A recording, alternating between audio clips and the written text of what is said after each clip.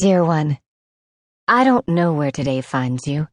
Perhaps you're sitting by your window, there on one of the middle floors of the high-rise that looks out above all the city lights.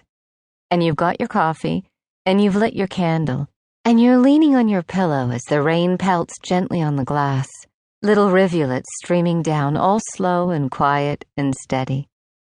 Or perhaps you're there in the coffee shop, sitting next to strangers. You've got your book, and you're settling in there in your seat, looking for some solace. Or maybe you're a mama, and you've finally got your peace because the kids just went to sleep, and there are still dishes and a heaping pile of laundry, but you're done for the night. You just curled up on the couch, and you're way too tired to read, but you'd like to try anyway. One thing I do know about you. This I know about all of us here, trying to find our way, scratching out a living on this pale blue dot that spins, tilted and twirling through space.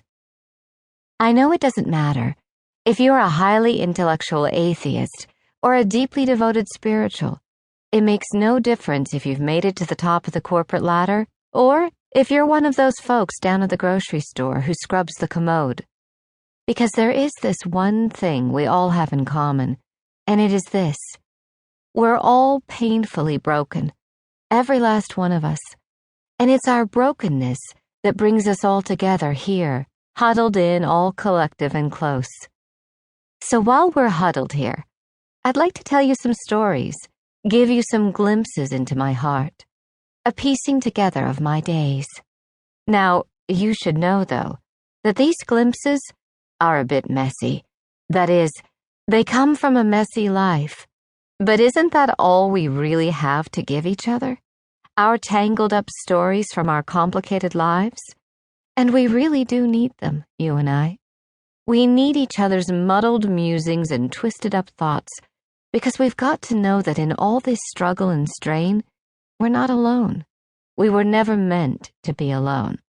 Our stories are the hands reaching out to take hold of each other when the ground beneath us trembles and the world around us quakes. And as you read the scribbling down of my days, these bits and pieces of my one and only life, I hope you'll discover some things. There are some things I really want you to know. I want you to know there is a God, a great author who always ever was, who is weaving his story into our days.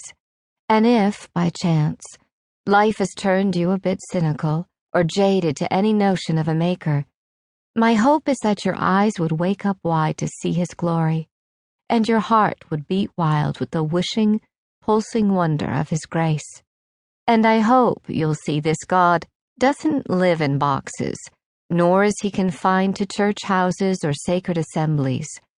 He dwells here with us, in all the moments of our everyday humdrum life. I want you to feel in the deepest part of you that all your running together days, though chock full of common, ordinary, seemingly insignificant things, are not some erratic succession of events, a mere 24 hours in which you plod along and aimlessly exist. No, these days, each and every one of them is brimful of meaning and purpose. This new day matters, because the God who conducts the wind and made the moss grow rampant beneath the maples, the one who fills up heaven, is ever present with you in your one fleeting life. The one who calls himself the great I Am actually is. Right here. And it's this God who has given you the beauty ache, that ravishing desire to find good in the mess, to hunt for glory in the grime.